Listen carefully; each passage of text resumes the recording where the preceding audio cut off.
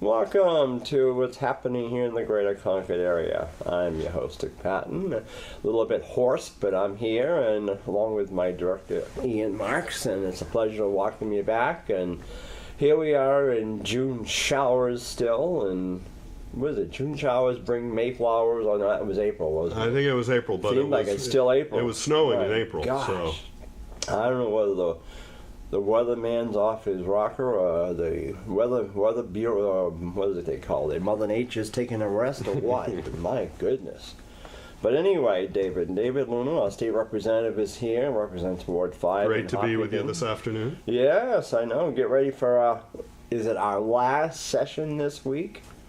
Well, It sounds like it. it could be. I think when we closed out last week's session, the speaker said that there was a number of House bills that were coming over to the Senate with amendments on them, and he wanted to at least make a big dent in those tomorrow. So this is where the House will take a look at any changes that the Senate made to House bills, and choose to either concur with that or not concur with that, or request a committee of conference and negotiate out the differences. What about the budget? Well, that will be coming over as one of those House bills that was amended by the Senate, and whether that comes up tomorrow or the following week, I think is really up to the speaker what he wants to. It sounds like you're all done Thursday. Oh, boy. No, I think we're going to have at least one more session Really? after Thursday, but basically when the budget comes over, though, that's going to be left up to just the committee of conference for you, unless you and I are on the committee of conference. I doubt I'd be on It's there. going to be it's going to be either a thumbs up or a thumbs down on the on the committee report. Wouldn't be me. Yeah, I on the wouldn't budget. ask for that. They only ask you if you're on that. On finance. Yeah. I figured that out after the second term. Right. I couldn't figure why so and so different ones were being picked for this and that. I said, it's like, and then I found out if it's from that committee, then that would get on there. And if you're of that party, you get chosen. Right. Well, there's a lot of things that that I hope we'll be able to get ironed out in a committee of conference to get it a little closer to having some things in obviously it's the Senate's budget that's coming over. So, but to have some things that support things for people, Granite Staters, and including education, including services for mental health, developmentally disabled, opioid crisis, and obviously providing some relief for property taxpayers. And the House budget, or the House version of it that failed, did have some property tax relief to municipalities and school districts that the Senate budget does not have. So hopefully some of these things will be able to be negotiated. Did you hear comments, though, about how the House couldn't get their act together and they have to let the Senate do the budget? Isn't that kind of embarrassing a little bit? Well, it is a little embarrassing, really. and I think you really have to hold the speaker's feet to the fire on that, because if I don't think it took a rocket scientist to do the math on this, Dick, and that they didn't have enough votes to pass the budget, and they basically lost the budget between the what the Democrats felt did not provide the financial support for so many things that are important to all Granite Staters, and the I guess the freedom wing of the Republican Party felt it was too generous, and so so I think it would have been important for the speaker to recognize that and work out a compromise, and I hope work out a compromise with the Democrats. Yeah. I don't know, there's so much infighting in there. Between now I hear the Republicans are constantly chewing about this and that, and they don't like this, they don't like that one. And, well, you voted them in, so what are they going to do about it? You know, I mean, hey, you made him speaker, live with it. Yeah. But then now I hear there's a veterans caucus started up now. Then you hear there's this businessman's caucus going on. It's like, I don't know. Republicans have started all these caucuses, and nobody wants to work together. You know? Yeah. I mean, even my committee, transportation, I got really disappointed with it because there was a bill in there that I had a lot of interest in, and it was on the handicap bill. There were the scooter chairs and all that stuff. And I put my hand up first. I didn't get picked. 2 others did. Yeah. And I finally got put on. Actually, I put my hand up and I got voted first. And then 2 Republicans got on. 1 Republican got on, and he already was a sub-chair. Another lady got drafted on there. She didn't want to be on it, but she got drafted. And come time for chairman, he picked a Republican. And I thought, you made the statement that the first person's name on it would be the sub-chair. This is for the study committee. Yeah. Yeah. Yeah. And I wasn't, so I said, I got mad and walked out. I said, here I am on that committee, the only one that's disabled and handicapped, and that bill would fit me. In fact, I had submitted a bill back a while ago, and yet I got snubbed. Now that's really good, isn't it? Yeah, yeah, that's Jesus. yeah, that's that doesn't sound right. Yeah, I have a bill in one of the bills that I sponsored this year was a study committee to look into what's known as balanced billing, and the bill has passed. It's been signed by the governor, and I'm very interested in being on that study committee. I've put a lot of work into it, as well as several others on House Commerce. And this is something that's important, I think, to for every Granite Stater to know. And Dick, you and I were just talking about this. Yeah, too, you mentioned about how that. important it is to take a look at your medical bills. And when you walk through the front door of a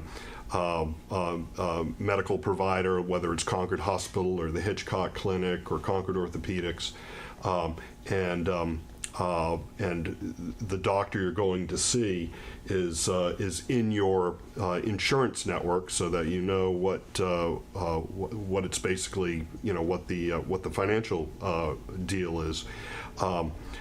There can be many procedures where the service provider with the practice group or the hospital might contract out with a different group who's not covered by your insurance, and so for any bills that your insurance company doesn't pay, or for any amounts that the doctor would otherwise get paid, the doctor will send you those bills directly, and that's called balanced billing. And it can be thousands of dollars, but it also can be hundreds of dollars, and to the point where maybe some people might not feel it's worth challenging. Well, I would. And for $300 or $400, I mean, for a lot of Granite Staters, that's the cost of preschool. That's the cost of education programs. It's the cost of childcare, food on the table, right. And for this sort of unavoidable bill to be happening. I mean, it's a surprise when you get it. You don't expect it, and it certainly cuts into what you would how you would be using your money to support your family. So we feel this is a very important problem to be investigated, and to recommend legislation to solve it here in New Hampshire. Yeah, interesting. I'm working on a bill too for the summer to file with Representative McKenzie about handicapped accessibility up there, because I think that we're really I don't think they're paying one bit of attention to the handicap up there. No, it's you can see it. Yeah. yeah, yeah. Between the access tunnel between the Yeah. LOB and the State House, and the elevator that travels at a snail's pace, In the cafeteria. and the cafeteria. I mean, over the LOB, you've got no concessions, no vending machines over there for Right, food of right. any type. Or you've got no way that anybody, at least up the Concord Hospital, the Pillsbury building, and I don't know about Memorial, but they do have something you could buy up there. Right, If right. if you're up there at the Pillsbury, but at the LOB, there's nothing there you could buy at lunch. Right, I right. mean, it seems like somebody could come over there with a food cart and sell, or I hate to take orders or something and come back over at noon. I don't know. I mean, with the days that there are a lot of committees meeting over there, Right. but it's a strange situation. I don't know, but he's offered to. He wants to be a part of that. I said, it's fine with me. I said, 'cause we need to do something up here. But they don't care. They don't care. And you have to, hello, we're trying to get by, and they're still yakking. It's like, hello, Gee, I don't know. Yeah. It's a real strange group, isn't Yeah, it? But that's yeah. the way it goes. Yeah, no, accessibility is good for everybody. There was a great, I think I saw it on Facebook, but somebody posted it, but Lucky's Barbershop in Concord Yes. is now accessible. They've got a ramp in the right as you go in the front door. I No. never knew that there was a. I thought that was street level anyway. I No, haven't been there. yeah, but they just put a ramp in. Really? And I was over there a couple of weeks ago and talking with Kenny, and he said, you know what? We've even got a couple new customers because of the ramp. They saw it on Facebook and Did said, Josh? Who's the owner of that? Josh Craggy. Is he still Yeah, there? yeah. Because they didn't give his name. He gave somebody else's name in the paper, and I thought, gee, Joshua's name wasn't even mentioned. It was something else. Yeah. Somebody else's name. Yeah, Ken, you said? What did you say, Kenny? yeah. Kenny's one of the guys over there, but Must be your brother then. yeah, I don't know. Or somebody. Huh. I wondered because I used to go there. Yeah, But when they started paying attention to the TV more than the to the patient, customer, sorry, that was in the well, day. they've expanded. They've Well- put in, I think, 4 more chairs. Really? Where the TV and the bench Yeah. was, and they've added on to they now have the back room for the waiting room, and so they're pretty busy. So they've got 8 chairs now? I then? think so. Wow, that is Yeah, different. yeah, Because because that was the thing. And one day, like I said, I was in Joshua's chair, and they got chewing about the difference between an alligator and a crocodile. And I said, could we do this afterwards? Yeah. I don't care. So I'd like to get my haircut Yeah. and get out of here. Then you can talk all you want about the crocodiles. Yeah, they get discussing the differences. But So- no, they did it. They always did a very good job. I mean, I liked it when I went there, but and now it's accessible. yeah. So- Well, it's a big thing. I mean, some people don't take the time to think. Well, it's like really going up the front steps of the State House, or even that backside. Right. You can't get in there. You got to go up. You gotta down. go through the basement entrance. Yeah. Yeah. Yeah, and I think that's one of the things we talk about on school boards. I'm on the Hopkinton school board. Is inclusion. Yeah. And how you want to include as many students as possible, and adapt your curriculum and your building to Yeah. make it as accessible to as many students as possible, and that's a Sure. good thing. And it's actually one of the things that's also important that we get right in the budget as well, is being able to provide the funds for inclusion of people with developmental disabilities in our normal walks of life. And but when you when people with certain disabilities certain disabilities, I guess, have to take a separate entrance or go around the back door or go around something else. I mean, it says something about what you think about people, and I think we could make a better statement at the state level. I'm working on that now, but. Now, what about the kindergarten? How's that going? Did that finally pass, or what happened with that one? Well, we still have yet to to see the final product go, but the House did concur with the Senate on the Senate's version of it, which. Basically amended the House version. It took it down. It's not full adequacy dollars, but it's $1,100 additional per full day kindergarten student, and then it also adds Keno onto it. So we don't gamble in New Hampshire. It's Mountain Dew. Yeah, we don't have gambling here. But I did in the end vote. I did vote to support it. I've been an advocate of fully funding full day kindergarten the whole way through this, and I'm glad to see that we got a strong vote of support on that. It's not full funding, but down the road, it takes us in the right direction. It's a lot better than what we have now. I wonder how it's going to affect the small towns. I mean, Hopkinton, they don't have full. We have full day kindergarten. You do now? Yeah. Oh yeah. We've had it 3 years now. I don't know if Concord does or not. Concord does not. I didn't think they did. But Bow has it now. There's about north of 70% of school districts, almost 80% of school districts around the state have full day kindergarten, and so basically the argument of whether it's the right thing to do, that's over. That ship has sailed. 80% of school boards, superintendents have already made the decision that full day kindergarten's the way to go.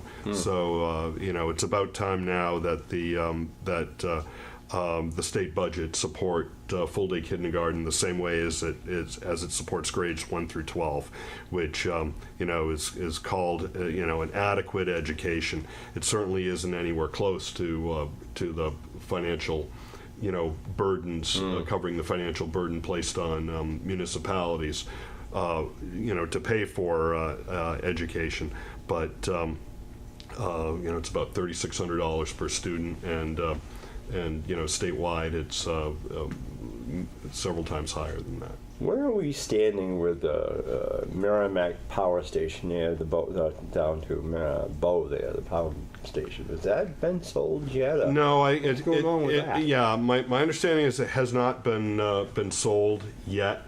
I think there's still some and there's also, I think, a disagreement between the town of Bow and Eversource on the assessed value, the taxes, property taxes that the plant should pay. Obviously, it's paid a lot in the past, but with the cost of natural gas being much more efficient than coal, you don't see a lot of you see coal plants closing every day, so and going offline. It's too bad down there if that place just stays vacant. I can't imagine that they just put that big scrubber in there or whatever. Yeah. It seems like that's an awful lot of jobs lost or something down there. Mm-hmm. But as times change, jobs change too. So we've shifted away from horse and buggy whips and blacksmiths to a different generation of technologies, and that will constantly be in evolution, and as we move towards self-driving cars, autonomous vehicles, that's going to change the landscape once again in terms of how people get around and how people are employed. So. And I just keep wondering what's going to happen because that big place down there, it's sad. Mm-hmm. Today, was it on the news that they were still having a problem at Rockingham, that they haven't broken ground yet for the new facility down Oh, really? there. This is the Tuscan Village. Yeah, they got to reset the date because they're behind or something on it down there. Mm-hmm.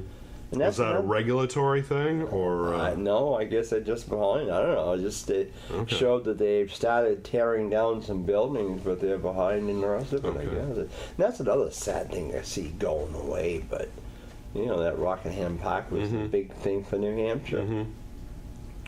I don't know. It just makes you wonder. With Loudon over here losing that big race next year, that second race, what's going to happen there? Mm-hmm. Really, they're not saying much. They're talking about having a country music festival, but that's running into some problems too, I guess. Mm-hmm. Mm-hmm. That's right, and the Motor Speedway obviously was a huge economic draw for the state as well, and certainly supported the tourism industry, with significant dollars coming in. So that's going to be a loss. But again, these are the challenges that we always have to face as different venues come up around the country and races get apportioned a little bit differently. We've got to come up with new ways of looking at our resources and how we want to attract tourists to come spend their money in New Hampshire. Yeah, it's true. Because, boy, I'll tell you. Then the other thing I was hearing about was the Croydon problem about their school. Sure.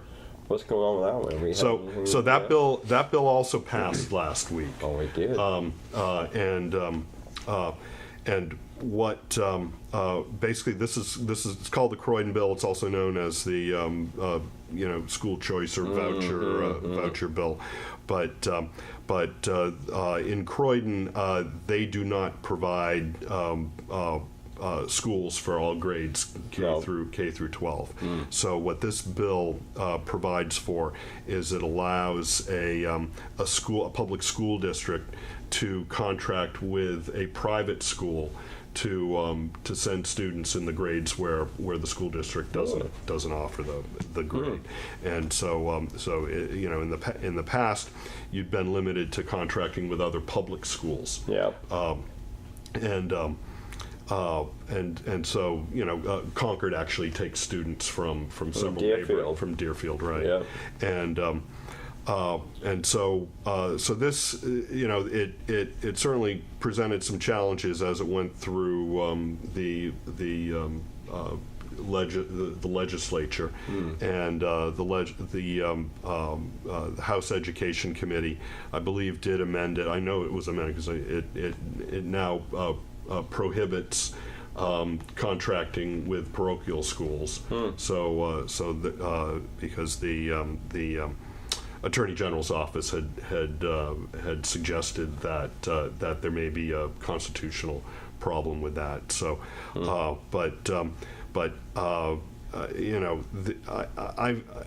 feel strongly, obviously, being on a school board, that public education is something our state needs to support more, not less. And so when we're sending public tax dollars to support private schools, that's not helping public education. And I think it's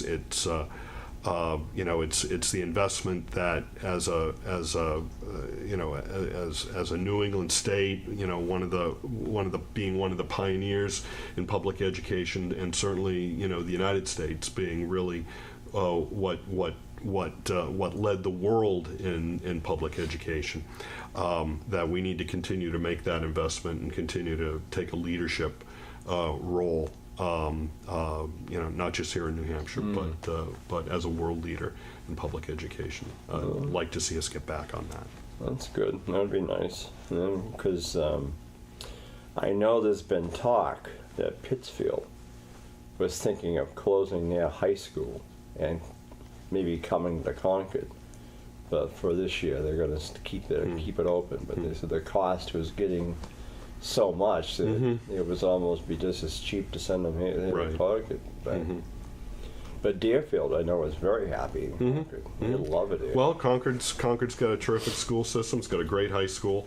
You know, all school districts can make improvements, and certainly Concord, I think, will continue to take I hope, a very hard look at expanding to full day kindergarten in the very, very near future. And I think they are, because I talked with somebody from there. They were on the show back a while ago, and they said that they have budget. Well, they're putting it in for next year, not this year after this to go in. So right, I think it will be in there.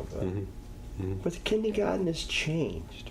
When I went to kindergarten, it was a half day, but all we really did was we learned the alphabet, learned numbers, we played some games, had a nap, had a lunch, and that was it. I mean, we really didn't do a lot of things in kindergarten. Yeah, it has changed a lot Now, boy, since then. My goodness. But it still has a very, very strong motion, activity, and play component to it. Yeah. And developing those social dynamics and the relationships with other kids that you're going to be going to school with over the next course of 12 years, I think is important.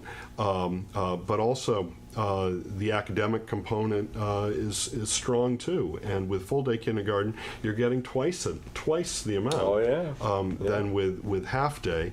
And when you just as you said, Dick, half day kindergarten. Once you go in and you have your snack and you have your nap and you have lunch and it's time to go home. Actually, you don't even have lunch, I don't think, until you come in unless you're in the second. Second half of the afternoon.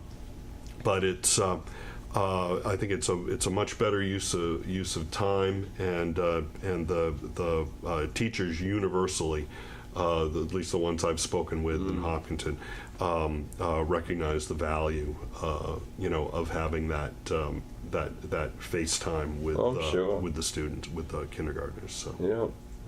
Well, that'll be a big day on Thursday then. So. Yeah, we'll have to see what comes up for. And then see what happens if we go again the following Thursday. Yeah, but I think it's going to be important that the House members on the Budget Committee Conference really do take a very critical look at that and get some priorities that are good for the people of Granite Staters and move us forward a little bit.